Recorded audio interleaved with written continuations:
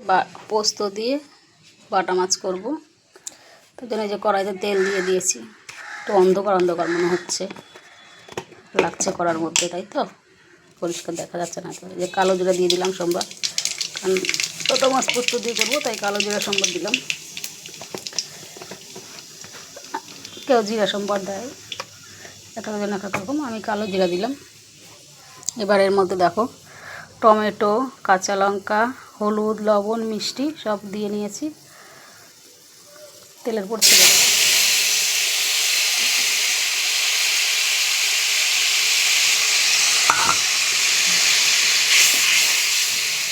একটু আদা জিরা বাটা দেবো, নিয়ে আসি, একটু পেস্ট করা আছে আমার। দেখো আদা জিরা পেস্ট করা আছে, এখান থেকে একটু একটু দিয়ে দেবো। দিয়ে দিলাম, একটু আদা দিয়ে দেবো।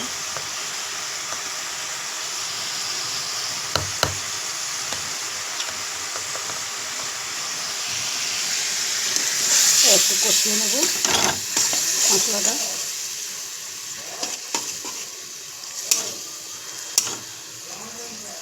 কষা কষা হোক, মশলাটা একটু কষানো হোক।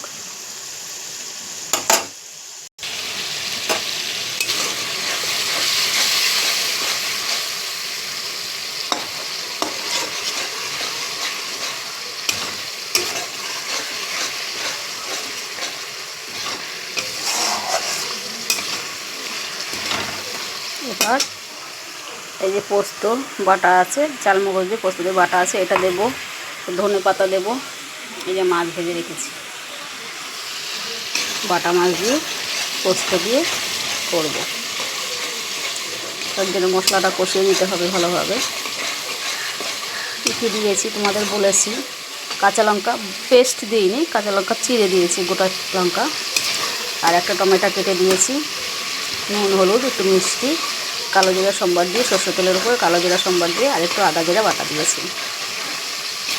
তোমাদের সবই দেখিয়েছি। মশলাটা থেকে একটু তেলটা ছাড়া ছাড়া হলে যে মশলাটা কষানো হয়ে গেছে। দেখো মশলা থেকে তেলটা ছেড়ে গেছে, দেখেছো? মশলা কষানো হয়ে গেছে, তেলটা ছেড়ে গেছে। মশলা কষানো তখনই বোঝা যায় যখন মশলা আর তেলটা দেখবা আলাদা আলাদা হয়ে যায়। মশলার থেকে তেলটা এই দেখো আলাদা আলাদা হয়ে গেছে, দেখেছো? এই যে দেখেছো মাছের মশলা সরে গেছে, তেল সব, তখনই মশলাটা কষানো হয়ে গেছে বোঝা যায়। এবার একটু জল দিয়ে দেবো।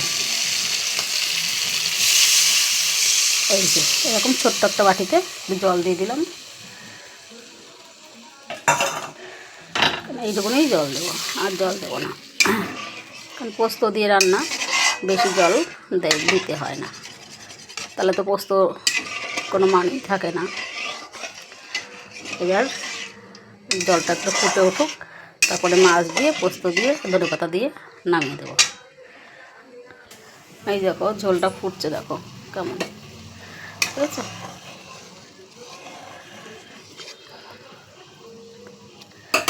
এবার মাছগুলো দিয়ে দিই।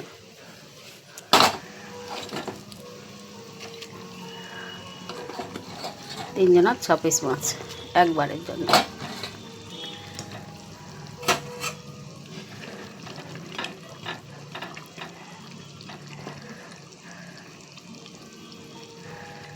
মাছটা দিয়ে দিলাম, ঝোলে একটু ভিজুক।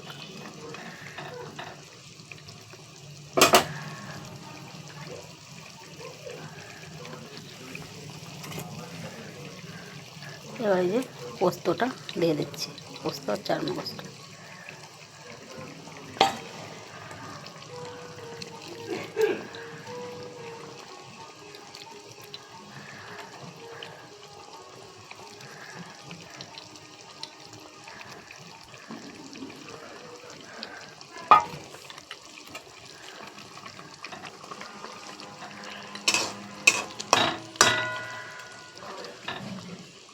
দেখেছো কত সুন্দর হয়েছে? যদি বাইরে হতো তাহলে তোমাদের আরও ভালো দেখাতে পারতাম, মানে কালারটাও তোমার দেখতে পারতে। এটা ঘরের মধ্যে তো একটু অন্ধকার অন্ধকার, তাই ভালো দেখতে পাচ্ছ না হয়তো পরিষ্কার। এই যে হয়ে গেছে পোস্ত বাটা রেডি। দেখেছো মাখা মাখা ঝোল, এরকম মাখা মাখাই ঝোল করতে হয় পোস্ত দিয়ে। আজকে আমাদের কি রেসিপি হলো পোস্ত বাটা, তোমাদের পুরোটাই দেখালাম।